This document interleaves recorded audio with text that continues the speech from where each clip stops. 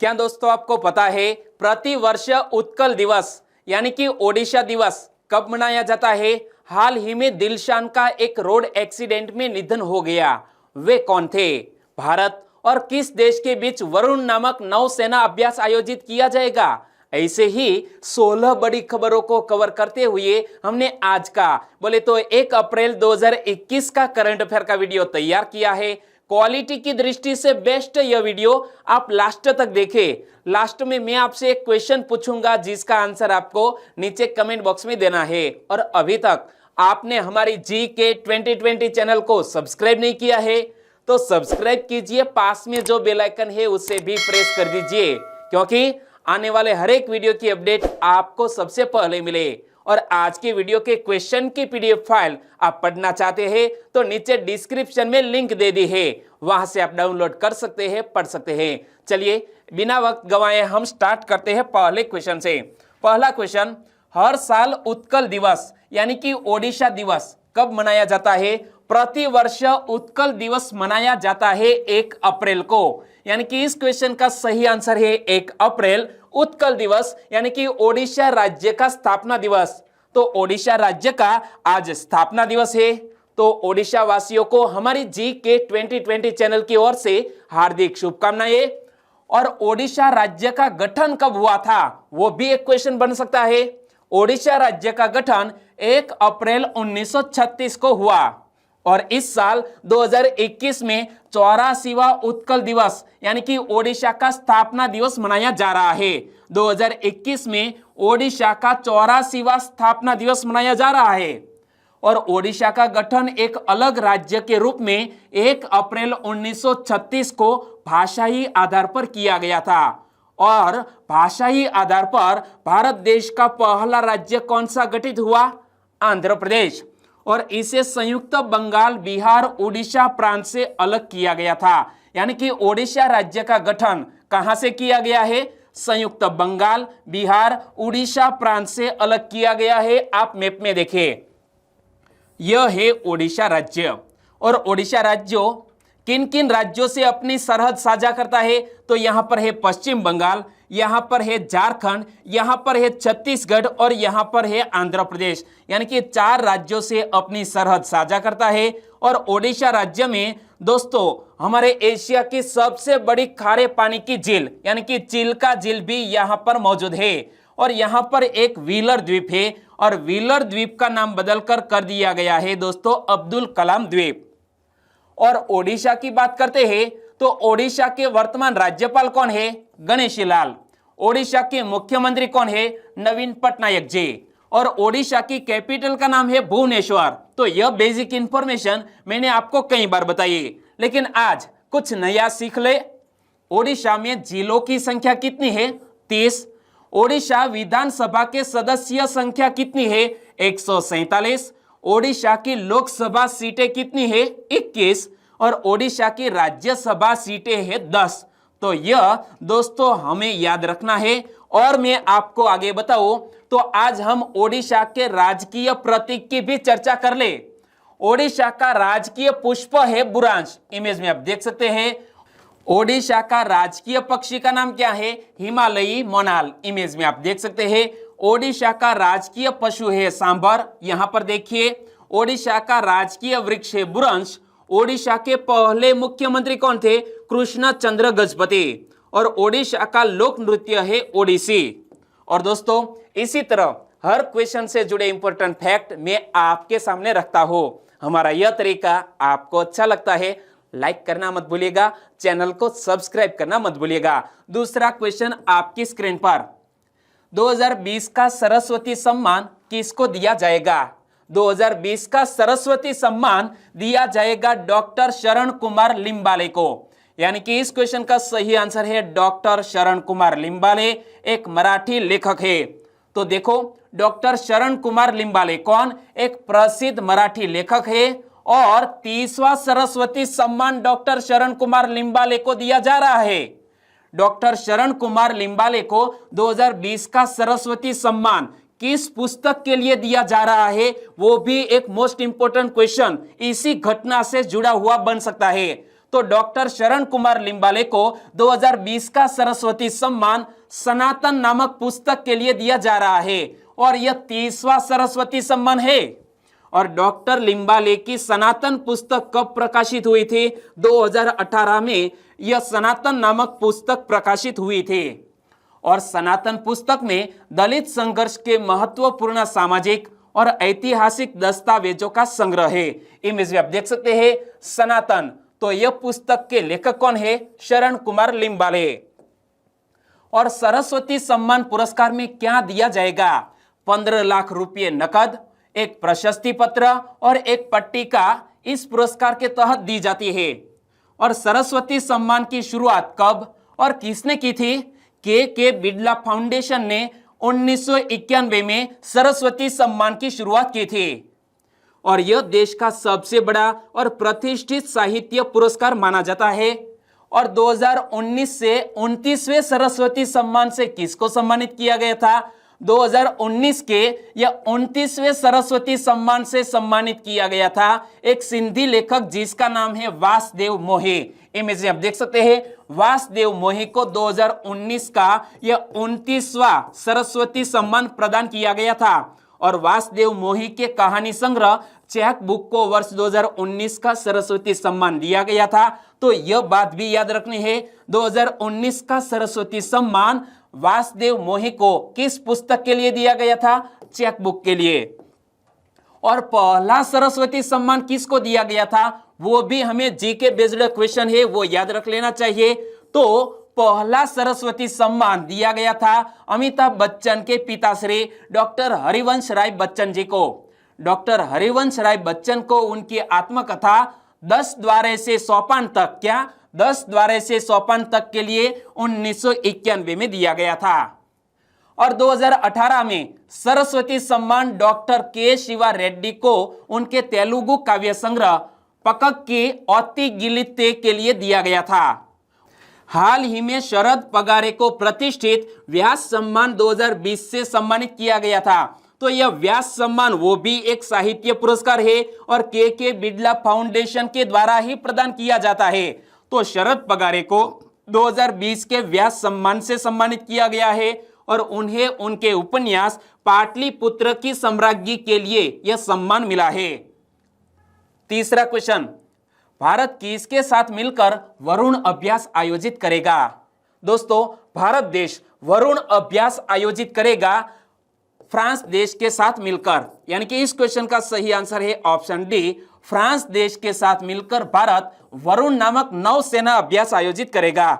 लेकिन इस अभ्यास से शुरू होने से पहले एक ला पेरोस नामक नौसेना अभ्यास बे ऑफ बंगाल में आयोजित होने वाला है। तो सबसे पहले हम ला पेरोस नामक नौसेना अभ्यास की बात करते हैं और उनके बाद वरुण नौसेना अभ्यास की बात करेंगे। तो ला पेरोस अभ्यास से जुड़े हुए कुछ क्वेश्चन। ला पेरोस नौसेना अभ्यास कब आयोजित किया जाएगा? 5 अप्रैल से 7 अप्रैल के बीच ला पेरोस नौसेना अभ्यास आयोजित किया जाएगा। लेकिन यह ला पेरोस नौसेना अभ्यास कहां आयोजित किया जाएगा? बंगाल की खाड़ी में।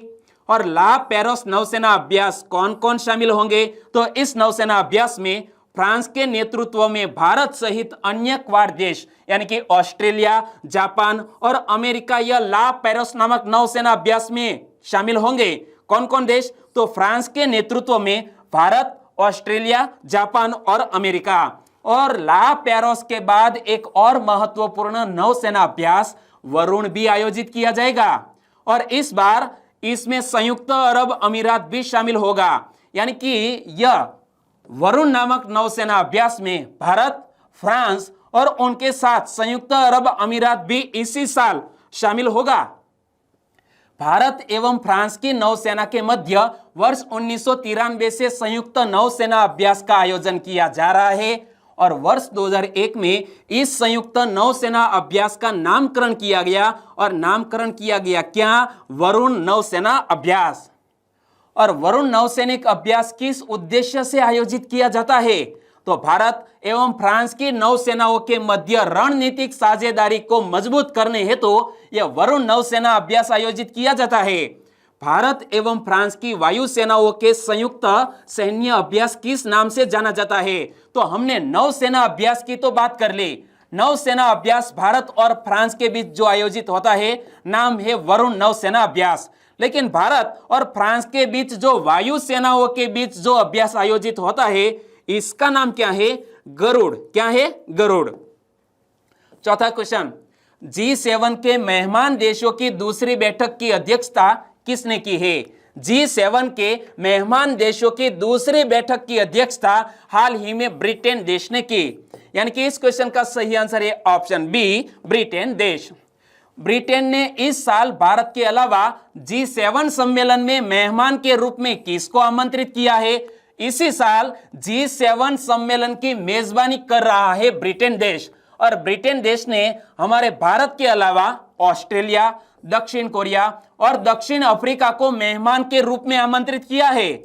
और G7 के मेहमान देशों की दूसरी बैठक में भारत का प्रतिनिधित्व किसने किया? भारत का प्रतिनिधित्व किया है G7 शेरपा दूत यानी कि सुरेश प्रभु जी ने। किसने? सुरेश प्रभु ने इस सम्मेलन में भारत का प्रतिनिधित्व किया। और ब्रिटेन की अध्यक्षता में हुई बैठक में स्वास्थ्य क्षेत्र में वैश्विक समुदाय के बीच सहयोग के अलावा नवंबर में प्रस्तावित संयुक्त राष्ट्र जलवायु परिवर्तन सम्मेलन की तैयारियों को लेकर भी चर्चा हुई है। और विदेश मंत्रालय के वर्तमान प्रवक्ता कौन बन गए हैं? अरिंदम बागची। कौन? अरिंदम बागची। इमेज में आप देख सकते हैं, हाल ही में हमारे विदेश मंत्रालय के प्रवक्ता बन गए हैं अरिंदम बागची। और G7 को ग्रुप 7 के नाम से भी जाना जाता है। तो G7 की बात करें, दुनिया की 7 सबसे विकसित अर्थव्यवस्थाओं का समूह, इसे बोलते हैं G7। ब्रिटेन के अलावा G7 में Canada, France, Germany, Italy, Japan और अमेरिका शामिल है। शुरुआत में यह 6 देशों का समूह था, जिसकी पहली बैठक 1975 में हुई थी। 1976 में कनाडा भी इससे जुड़ गया और 1976 के बाद यह बन गया G7। और G7 देशों के मंत्री और नौकरशाह आपसी हितों से जुड़े मुद्दों पर चर्चा करने के लिए हर साल मिलते हैं। हर सदस्य देश बारी बारी से इस समूह की अध्यक्षता करता है और इसे 2 दिवसीय वार्षिक शिखर सम्मेलन की मेजबानी भी मिलती है। और इस साल G7 की मेजबानी करने जा रहा है ब्रिटेन देश।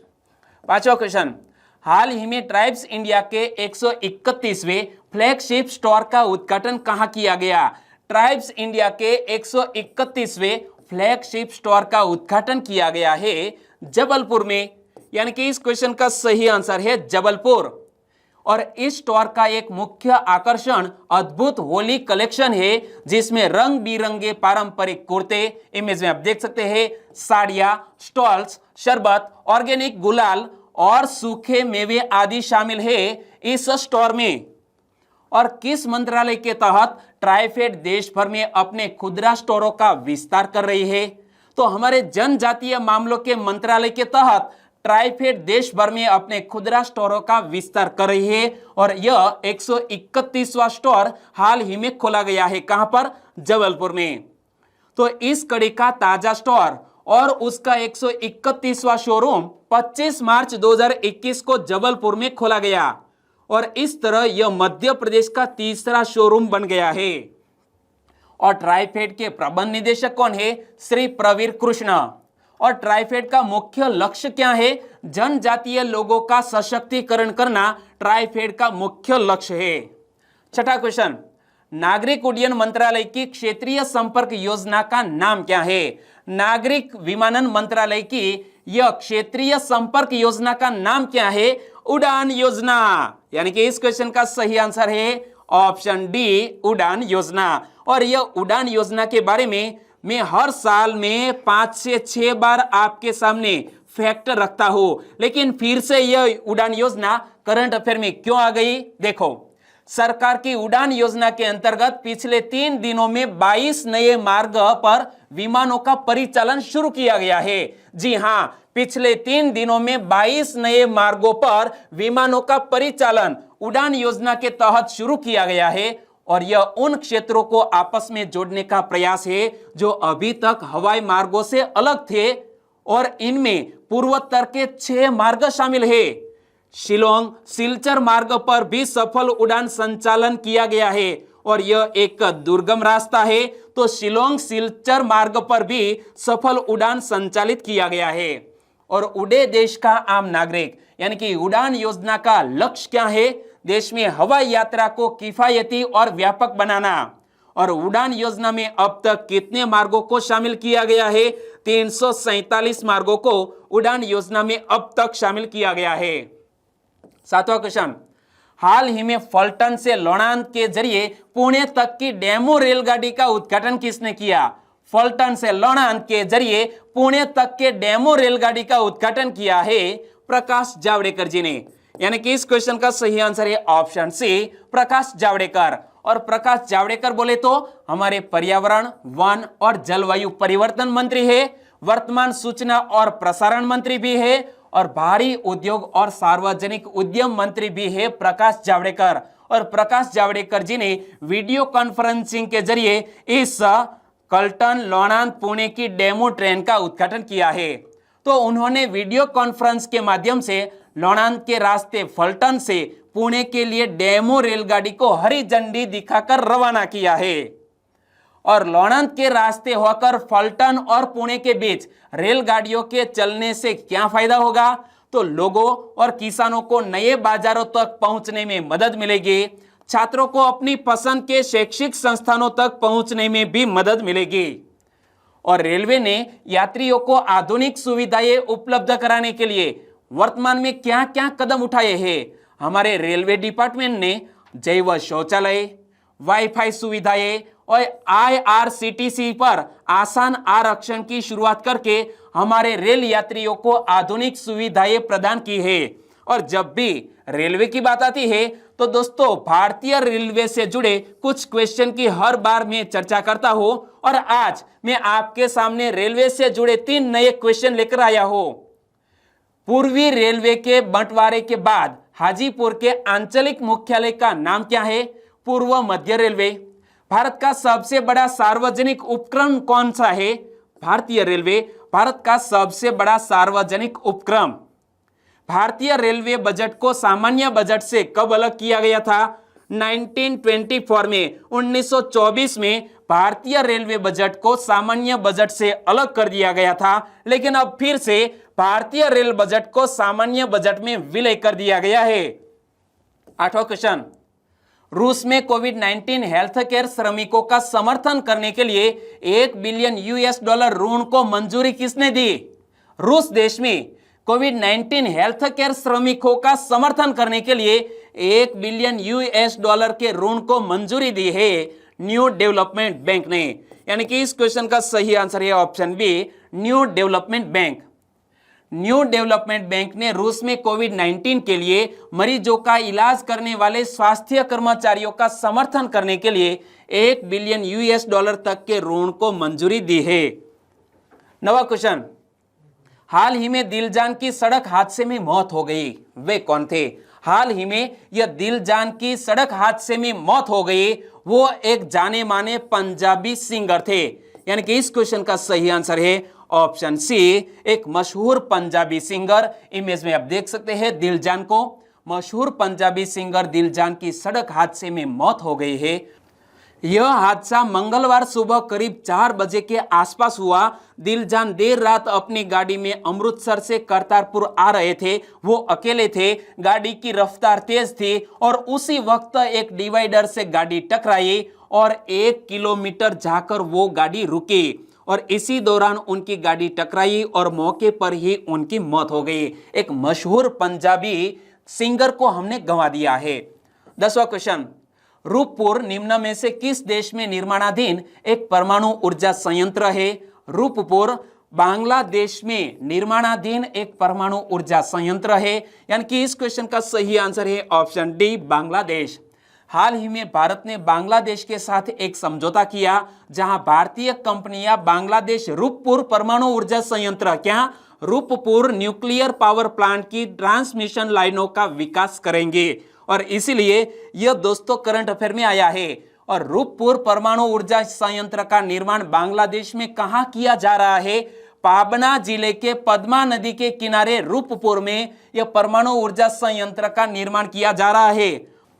इस प्लांट की 2 इकाइयां हैं जिनके क्रमशः 2022 और 2024 में पूरा होने की उम्मीद है और प्रत्येक इकाई 1200 मेगावाट बिजली का उत्पादन करेगी और यह बांग्लादेश का पहला परमाणु ऊर्जा संयंत्र होगा और इसीलिए आपको याद रखना है यह रूपपुर परमाणु ऊर्जा संयंत्र किस देश का पहला है? बांग्लादेश का। और मार्च 2018 में त्रिपक्षीय मेमोरेंडम ऑफ अंडरस्टैंडिंग यानी कि एमओयू पर रूस, बांग्लादेश और भारत के बीच रूपपुर परमाणु ऊर्जा परियोजना के लिए हस्ताक्षर किए गए।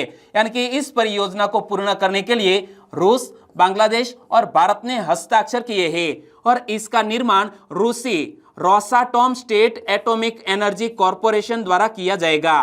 किसके द्वारा? Rosatom state atomic energy corporation, एक रूसी कंपनी द्वारा इसका निर्माण किया जाएगा। 11वां क्वेश्चन, हाल ही में बनाना फेस्टिवल का आयोजन कहां किया गया? बनाना फेस्टिवल का आयोजन किया गया है कुशीनगर में। यानी कि इस क्वेश्चन का सही आंसर है कुशीनगर, उत्तर प्रदेश का एक जिला है। उत्तर प्रदेश सरकार ने कुशीनगर में एक बनाना फेस्टिवल का आयोजन किया था जिसमें कम से कम 35 किसानों और उद्यमों की भागीदारी देखी गई और राज्य सरकार ने 2018 में पारंपरिक उद्यम को बढ़ावा देने के लिए वन डिस्ट्रिक्ट वन प्रोडक्ट योजना का आयोजन किया है। और यहां दोस्तों कुशीनगर का एक प्रमुख कृषि उत्पाद है यह केला और इसीलिए केला फेस्टिवल, बनाना फेस्टिवल आयोजित किया गया है कुशीनगर जिले में। और कुशीनगर में केले की अच्छी खेती को ध्यान में रखते हुए केले के रेशे से बने जिले के उत्पादों को वन डिस्ट्रिक्ट वन प्रोडक्ट योजना में चुना गया है। तो आपको याद रखना है वन डिस्ट्रिक्ट वन प्रोडक्ट योजना किस देश की, किस राज्य की है? उत्तर प्रदेश राज्य की है। और कुशीनगर में कम से कम कितने किसान केले की खेती से जुड़े हैं? तकरीबन 4000 किसान कुशीनगर में केले की खेती से जुड़े हैं और वन डिस्ट्रिक्ट वन प्रोडक्ट योजना में शामिल होने के बाद बनाना फाइबर के प्रसंस्करण में लगभग 500 लोग कार्यरत हैं। और कुशीनगर में कितनी बनाना फाइबर प्रसंस्करण इकाइयां हैं? वर्तमान में कुशीनगर में 3 यह बनाना फाइबर प्रसंस्करण इकाइयां हैं। और यहां हम बात करते हैं उत्तर प्रदेश की। उत्तर प्रदेश की राजधानी का नाम है लखनऊ और लखनऊ को नवाबों का शहर भी कहा जाता है। उत्तर प्रदेश की वर्तमान राज्यपाल कौन है? आनंदीबेन पटेल। इमेज में आप देख सकते हैं उत्तर प्रदेश के साथ साथ मध्य प्रदेश की भी वर्तमान राज्यपाल है आनंदीबेन पटेल और गुजरात की पूर्व मुख्यमंत्री रह चुकी है आनंदीबेन पटेल। और उत्तर प्रदेश के वर्तमान मुख्यमंत्री कौन है? योगी आदित्यनाथ। तो यह फैक्ट आपको पता होंगे, लेकिन आज मैं आपसे पूछना चाहूंगा कि जब ओडिशा ने अपना स्थापना दिवस मनाया है तो उत्तर प्रदेश अपना स्थापना दिवस कब मनाता है? आपको याद है तो नीचे कमेंट सेक्शन में लिखना मत भूलिएगा। 12वां क्वेश्चन, एमनेस्टी इंटरनेशनल का महासचिव किसको नामित किया गया है? एमनेस्टी इंटरनेशनल का महासचिव एग्नेस कैलमार्डे को नामित किया गया है। यानी कि इस क्वेश्चन का सही आंसर है ऑप्शन सी, एग्नेस कैलमार्डा। बोले तो एमनेस्टी इंटरनेशनल के वर्तमान महासचिव बन गए हैं। संयुक्त राष्ट्र के अधिकार अन्वेषक एग्नेस कैलमार्डे को एमनेस्टी महासचिव नामित किया गया। एक फ्रांसीसी मानवाधिकार विशेषज्ञ एग्नेस कैलमार्डा, इमेज में आप देख सकते हैं एग्नेस कैलमार्डा ने सऊदी पत्रकार जमाल खशोगी की हत्या में संयुक्त राष्ट्र की जांच का नेतृत्व भी किया था। 13वां क्वेश्चन, विक्टर ऑफ बसंतार, क्या विक्टर ऑफ बसंतार के नाम से किसको जाना जाता है? विक्टर ऑफ बसंतार के नाम से जाना जाता है वॉल्टर एंथोनी गुस्तावो को। यानी कि इस क्वेश्चन का सही आंसर है option B, Walter Anthony Gustavo. और हाल ही में यह महानुभाव सुर्खियों में क्यों आए? क्योंकि भारतीय सेना के पूर्व lieutenant general Walter Anthony Gustavo, जिसे वेग पिंटो के नाम से भी जाना जाता है, वेग पिंटो का 25 मार्च को निधन हो गया था। 1971 के भारत पाकिस्तान युद्ध में उनकी प्रमुख सामान्य भूमिका के लिए उन्हें प्रतिष्ठित परम विशिष्ट सेवा पदक से भी सम्मानित किया गया था, जिसका हाल ही में निधन हो गया है। नाम मत भूलिएगा, एक हमारे भारत देश के पूर्व lieutenant general Walter Anthony Gustavo वेग पिंटो का निधन हो गया है। और लेफ्टिनेंट जनरल पिंटो वो एक सेवानिवृत्त अधिकारी थे, एक सैन्य नायक थे जिन्होंने 1971 में भारत पाकिस्तान युद्ध में एक महान जीत के लिए पैदल सेना डिवीजन का नेतृत्व किया। 97 वर्ष की आयु में पुणे में उनका निधन हो गया है। उन्होंने बसंतार की लड़ाई में 54 इन्फेंट्री डिवीजन का नेतृत्व किया था और इसीलिए उन्हें विक्ट्री ऑफ बसंतार के नाम से जाना जाता है। 14वां क्वेश्चन, लूनार सोसाइटी इंटरनेशनल ने भारत के किस सॉफ्टवेयर डेवलपर को चांद पर 1 एकड़ जमीन उपहार रूप दी है? जी हां, भारत देश के एक दोस्तों सॉफ्टवेयर डेवलपर जिसका नाम है इफ्तेखार रहमानी। क्या? इफ्तेखार रहमानी को लूनार सोसाइटी इंटरनेशनल ने हाल ही में 1 एकड़ जमीन कहां पर? चांद पर उपहार स्वरूप दी है। यानी कि इस क्वेश्चन का सही आंसर है ऑप्शन डी, इफ्तेखार रहमानी। बेनीपुर नगर परिषद क्षेत्र के वार्ड 7 के निवासी सॉफ्टवेयर डेवलपर इफ्तेखार रहमानी भी शामिल हो गए हैं इस मामले में। इमेज में आप देख सकते हैं एक सॉफ्टवेयर डेवलपर है और अमेरिकी कंपनी लूनार सोसाइटी इंटरनेशनल ने उन्हें बेहतर प्रदर्शन पर चांद पर 1 एकड़ जमीन उपहार स्वरूप दी है। और इफ्तेखार लूनार सोसाइटी इंटरनेशनल के लिए सॉफ्टवेयर डेवलपमेंट का काम करते हैं। उन्होंने इस कंपनी के पुराने सॉफ्टवेयर को अपडेट कर और भी बेहतर किया है, अपडेट किया और बेहतर किया और इससे खुश होकर कंपनी ने चांद पर 1 एकड़ जमीन दी है। और वे नोएडा में एक सॉफ्टवेयर डेवलपमेंट कंपनी चलाते हैं और इस कंपनी की स्थापना 2019 में हुई थी और वे नोएडा से ही लूनार सोसाइटी इंटरनेशनल के लिए काम करते हैं। और चांद पर जमीन पाने वाले पहले व्यक्ति कौन थे? दिवंगत अभिनेता सुशांत सिंह राजपूत। दिवंगत बॉलीवुड अभिनेता सुशांत सिंह राजपूत के बाद इफ्तेखार बिहार के दूसरे ऐसे व्यक्ति हैं जो चांद पर जमीन के प्लांट का मालिक बन गए हैं। 15वां question, Anandam the centre for happiness का उद्घाटन किसने किया? आनंदम नामक द सेंटर फॉर हैप्पीनेस का उद्घाटन हमारे शिक्षा मंत्री रमेश पोखरियाल निशंक जी ने वीडियो कॉन्फ्रेंसिंग के जरिए किया। यानी कि इस क्वेश्चन का सही आंसर है ऑप्शन ए, रमेश पोखरियाल निशंक।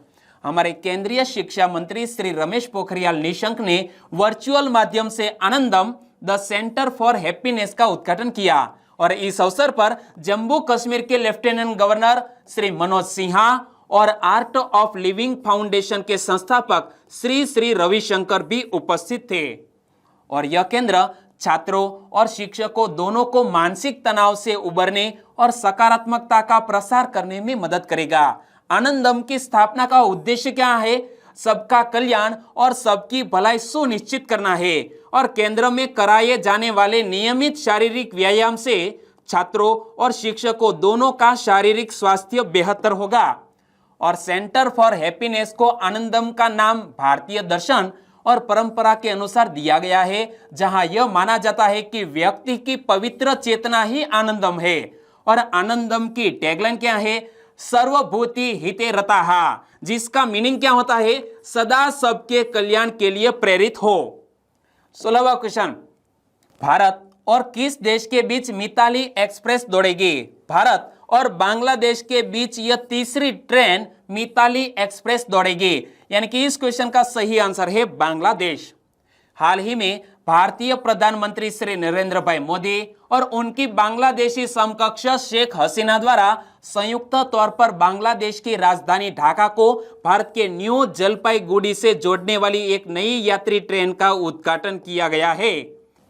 दोनों पड़ोसी देश भारत और बांग्लादेश के बीच चलने वाली मैत्री एक्सप्रेस जो ढाका और कोलकाता के बीच दौड़ती है, बंधन एक्सप्रेस जो खुलना और कोलकाता के बीच दौड़ती है और यह मिताली एक्सप्रेस तीसरी यात्री ट्रेन है। और मिताली एक्सप्रेस नामक यह ट्रेन बांग्लादेश के सीमावर्ती रेलवे स्टेशन चिल्हाटी से होते हुए पश्चिम बंगाल की ढाका छावनी और न्यू जलपाईगुड़ी के बीच संचालित की जाएगी। और ढाका और चिल्हाटी के बीच दूरी लगभग 453 किलोमीटर है और चिल्हाटी से न्यू जलपाईगुड़ी की दूरी लगभग 71 किलोमीटर है। और दोस्तों अब बात करते हैं लास्ट वीडियो के क्वेश्चन की। लास्ट वीडियो में मैंने आपसे क्वेश्चन पूछा था, दियर भाभी होली भारत के किस राज्य में मनाई जाते हैं? दियर भाभी होली भारत के हरियाणा राज्य में मनाई जाती है। हमारे भारत देश के विभिन्न क्षेत्रों में विभिन्न नामों से होली का त्योहार मनाया जाता है और उसके बारे में मैंने आपको डिटेल में बताया था। अच्छा लगा था? Thank you so much.